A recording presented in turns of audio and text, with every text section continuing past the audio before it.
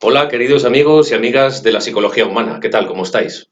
Espero que muy bien, como todas las semanas.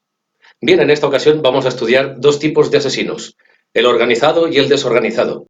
Vamos a ver cuáles son sus diferencias.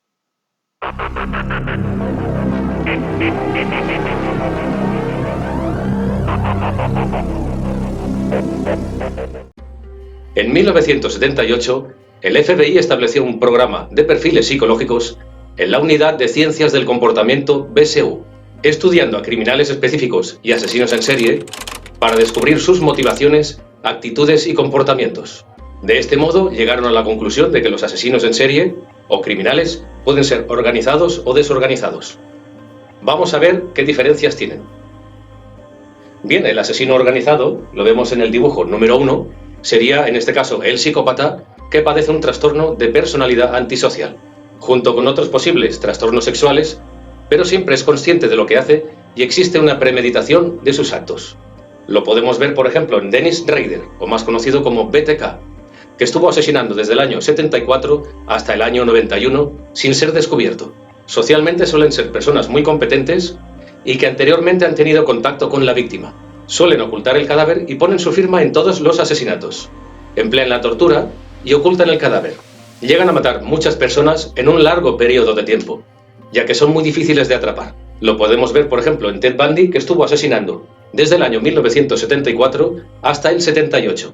Físicamente o morfológicamente lo podemos ver en una frente bien desarrollada, con una zona superior, una zona media y una zona baja bien desarrolladas, con las sienes generalmente planas, lo cual nos indica que hay un buen método y raciocinio, al igual que los ojos, que suelen ser tónicos, que nos hablan que la persona es consciente de lo que está haciendo. Generalmente lo veremos en una zona muy corta en altura, con un tabique nasal muy corto, sin embargo con unos pómulos dilatados anchos, que nos hablan de la imposición de la voluntad por las buenas o por las malas. En este tipo de personas con la zona afectiva retraída, podemos ver que existe una inferior conexión entre la amígdala y la corteza prefrontal. Lo podemos ver, por ejemplo, en el asesino en serie Charles Raymond Starkweather. Bien, en el número 2 vemos al asesino desorganizado.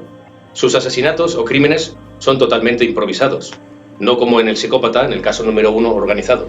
Generalmente hay una gran impulsividad y no son conscientes de sus actos. Suelen ser personas con problemas cerebrales como la epilepsia del lóbulo temporal o la esquizofrenia. También podríamos hablar de asesinos pasionales que en un momento determinado pierden los papeles. La carrera criminal en los asesinos desorganizados suele ser muy corta, ya que todo es improvisado.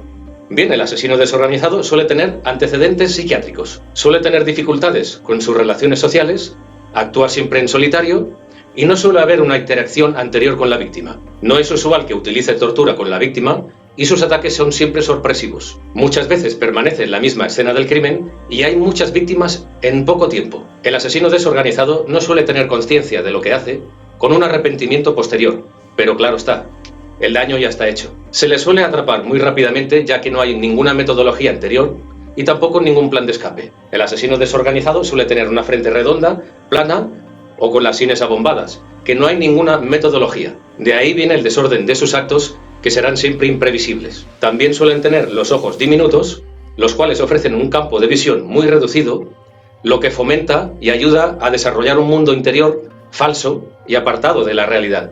Como se suele decir, en su cabeza habitan fantasmas. Lo suelen compartir, por ejemplo, los esquizofrénicos o personas con delirios y alucinaciones, es decir, con un trastorno psicótico. Lo podemos ver, por ejemplo, en el Doctor Muerte o Harold Shipman, con unos ojos diminutos. Este señor se pensaba que era Dios porque tenía el poder de matar o no matar a las personas. Él decidía. Ocasionalmente también podrán tener un mentón muy en retroceso, lo cual produce un trastorno esquizoide o antisocial, huyendo de las masas. Si además este tipo de personas poseen la zona media del rostro muy retraída, la zona de las emociones, tendrán unos sentimientos muy limitados. Hay que tener en cuenta que no solamente dependerá de un elemento desequilibrante para llevar a cabo los asesinatos, sino de un cúmulo de circunstancias y de varios elementos que ocasionalmente llevarán a la persona a cometer los asesinatos. Podemos ver, por ejemplo, en Mark David Chapman o el asesino de John Lennon, el mentón en retroceso, lo que le producía el trastorno esquizoide, además de la inhibición de los sentimientos.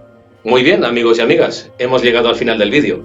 Cabe puntualizar que no todos los asesinos son organizados o desorganizados, ya que en muchos de los casos son mixtos, es decir, organizados y desorganizados. También hay que decir que no todos los asesinos organizados son psicópatas, ya que, por ejemplo, pueden haberse desarrollado en un medio hostil que con el tiempo les ha llevado a desarrollar una sociopatía severa, pudiendo, por ejemplo, asesinar por un ajuste de cuentas. Básicamente, podemos llegar a la conclusión que en esta clasificación o dicotomía, todo lo organizado tiene un método previo y lo desorganizado no, perteneciendo más a personas con rasgos psicóticos o algo totalmente sorpresivo o inesperado. Muy bien, amigos y amigas, desde morfopsicología.org, un abrazo a todos y a todas y hasta pronto.